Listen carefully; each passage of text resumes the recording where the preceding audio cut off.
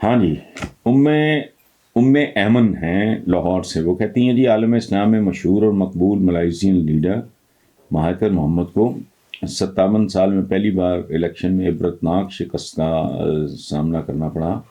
ان کی ضمانت بھی ضبط ہو گئی. یاد رہے کہ اس وقت ان کی عمر 97 برس ہو چکی ہے. کیا مہاتیر کی اس شکست کو رائے عامہ کی فتح قرار دیا جا سکتا ہے؟ وہ تو جی پکی بات ہے. جہاں ہمارے ملک کی طرح دھاندلی نہیں ہوتی، فراڈ نہیں ہوتا، دھانسلی، مجھے نہیں پتا وہاں کا سسٹم کیا ہے، لیکن ڈیفینیٹلی مہاتیر شکست کے باوجود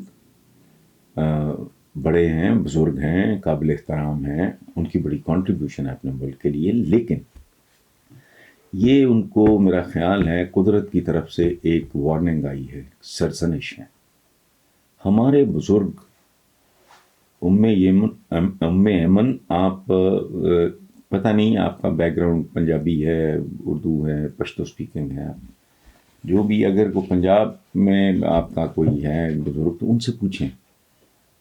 ہمارے بزرگ ایک بات کہا کرتے تھے، باقی زبانوں میں بھی اس طرح کا کوئی ہوگا محاورہ، مجھے نہیں پتا، کہ بھریا میلہ چھوڑ دینا چاہیے. بھریا میلہ چھوڑ دینا چاہیے. وجہ یہی چشتہ ہے، آنے والوں کے لیے جگہ خالی کرو. کچھ پروفیشنز ہیں ہم جیسے، یہ تو کوئی ہمارے تو وہ گریڈز نہیں ہوتے کچھ بھی نہیں. ہم تو لکھنے پڑھنے والے لوگ. اگر اللہ نے جب تک آنکھوں کو نور دیا ہے، دماغ کو سوچنے کی صلاحیت، ہاتھوں میں لکھنے کی سکت ہے، لکھتے رہیں. But there are so many professions. بھریا میلہ چھوڑنے کا مطلب ہے کہ اپنے عروج پہ چھوڑ دو. کچھ کام ایسے ہوتے ہیں ڈیفینیٹلی جن کو عروج پہ. تو بلکہ آئنسٹائن کے بارے میں ایک بہت بڑے سائنٹسٹ نے یہ لکھا تھا کہ whatever he produced after the age of, پتہ نہیں ہے میں سال بھول گیا، 50 یا 60، all that was junk. All that was junk. اس سے اندازہ ہے کہ ربش تھا، سارا فضول تھا. لیکن آئنسٹائن کا کوئی مقابلہ ہے؟ مہاتیر صاحب کا بھی وہ ایک سمبل ہے، خاص طرح کی شخصیت ہیں، قابل احترام ہیں. لیکن ان کو بھریا میلہ چھوڑ دینا چاہیے. یہ اپنے ینگسٹرز کے لیے، چھوٹوں کے لیے رستے ہموار کرو اور چھوڑ جاؤ. وہ چونکہ اب ایٹ دی ایج آف 97 کتنا بندہ ہیلدی ہو سکتا ہے. تو ایک طرف یہ عوام کا شعور بھی ہے کہ بھئی آپ ہیں، ہمیں عزیز ہو، پیارے ہو، لیکن ہم اس ایج پہ آپ پہ ٹرسٹ نہیں کر سکتے. آپ کی شاکر اللہ ہیں جی ہمارے پیارے، مال روڈ سے، ملاقات کوئی نہیں، کتاب انہوں نے بھیج دی. ونس اگین ہے، تھینک یو شاکر اللہ صاحب. وہ کہتے ہیں جی روزنامہ جنگ میں آپ کے کالم پڑھنے کی عادت پڑی ہوئی تھی. کیا ایسا نہیں ہو سکتا کہ جب تک آپ کوئی اخبار جوائن نہیں کرتے، اس چینل پہ اپنے جذبات کا اظہار ہفتے میں ایک بار کم از کم آڈیو ویڈیو کالم کی صورت میں کر دیا کریں؟ آپ کے حکم کی تعمیل کی میں پوری کوشش کروں گا، پوری محبت اور احترام سے کروں گا. اور کوئی اخبار جوائن نہیں کرتے والی بات نہیں ہے.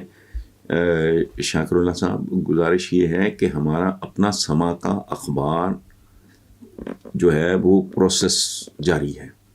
تو first quarter of the next year اللہ نے صحت زندگی دی تو انشاءاللہ کوئی جوائن نہیں، میں جوائن کر چکا ہوں. سما کا ہی اخبار ہے جو مختلف مراحل سے گزر رہا ہے.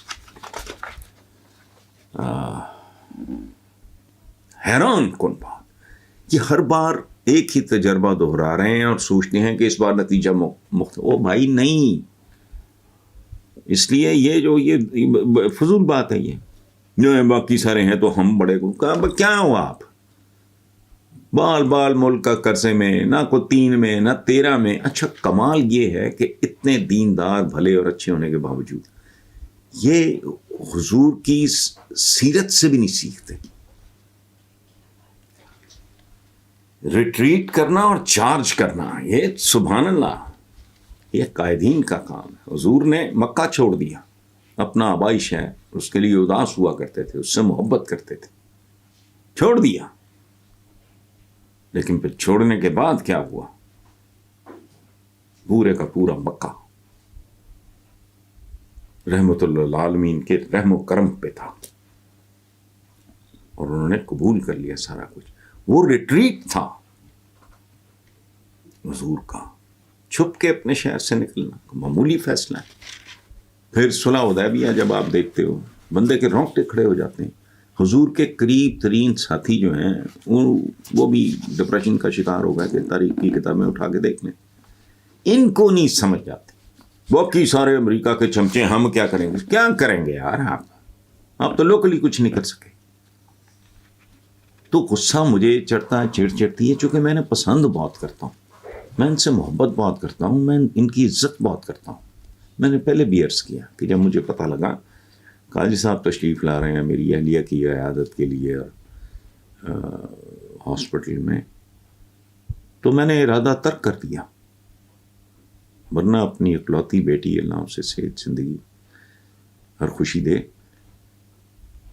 اس کے کانوں میں اذان میں نے دینی تھی، کیونکہ مجھ سے زیادہ میرے بارے میں کوئی نہیں جانتا سوائے میرے رب کے کہ میں کتنا اچھا یا برا ہوں. تو میں نے کہا نہیں، کوئی پیشہ ور آدمی، میں جانتا ہوں اپنے آپ کو، میں اپنی اکلوتی بیٹی کے کان میں اذان دینے کے قابل ہوں یا نہیں، میں ہی قابل ہوں اور کوئی نہیں. قاضی صاحب جب آئے آئی چینج مائی مائنڈ، میں نے کہا مجھ سے بہتر آدمی، ادروائز میرے اپنے پروفیشن میں کیسے کیسے لوگ ہیں اور کیا ہیں ارد گرد، جو باقی شعبوں کا حال ہے وہی ہماری صحبت ہے. تو میں نے کہا میں کس کے یہ پیشہ ور مولوی فلانا. یہ بہت مجھے تکلیف دہ بات ہے، لیکن نہیں، انہوں نے سیکھنا سمجھنا نہیں ہے، ان کے بس میں نہیں. یہ ایک دائرے میں چکر کاٹتے کاٹتے پہلے اتنی زندگی برباد کر بیٹھے، مزید کرنے کا کچھ نہیں.